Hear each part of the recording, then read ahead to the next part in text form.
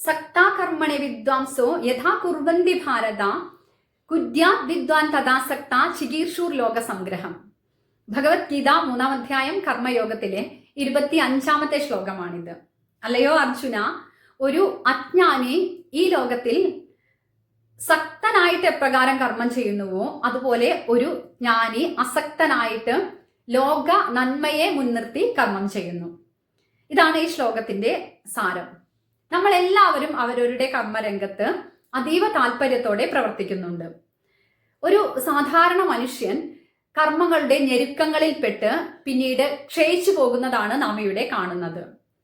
ഒരു ജ്ഞാനിയും സാധാരണ മനുഷ്യരുടെ പോലെ അതേ വീര്യത്തോടു കൂടി ഇവിടെ കർമ്മം ചെയ്യുന്നുണ്ട്.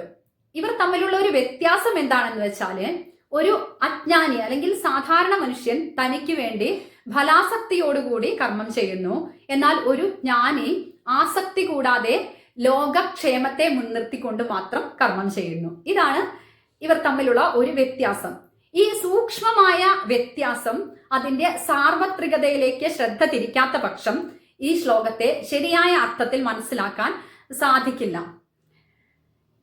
അതിയായ ഫലാസക്തിയാണ് നമ്മുടെ ഉള്ളിലെ സൂക്ഷ്മവും ഉത്കൃഷ്ടവുമായ ശക്തികളെ ചിന്നിച്ചിതറിച്ച് കർമ്മത്തെ പൂർണ്ണ പരാജയമാക്കുന്നത്.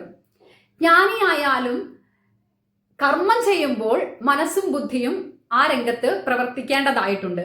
മനസ്സിനെ എന്തിനോടെങ്കിലും ബന്ധപ്പെട്ട് മാത്രമേ നിൽക്കാൻ സാധിക്കുകയുള്ളൂ. മനസ്സിനെ പൂർണ്ണമായും വിടുവിച്ച് പ്രവർത്തിക്കുവാൻ സാധ്യമല്ല.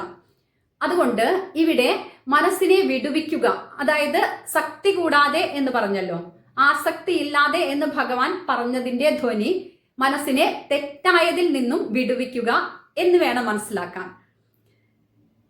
അത് എങ്ങനെ സാധിക്കും എന്ന് ചോദിച്ചാൽ അതിനാണ് ഭഗവാൻ ഉടനെ തന്നെ മറുപടി പറഞ്ഞിരിക്കുന്നത്. ലോകസംഗ്രഹം ചികീർഷുഹു, അതായത് വിശിഷ്ടമായ എന്തിനോടെങ്കിലും ചേർത്തുകൊണ്ട് ലോക ക്ഷേമത്തെ മുൻനിർത്തി പ്രവർത്തിച്ചുകൊണ്ട് എന്ന് പറഞ്ഞിരിക്കുന്നത്.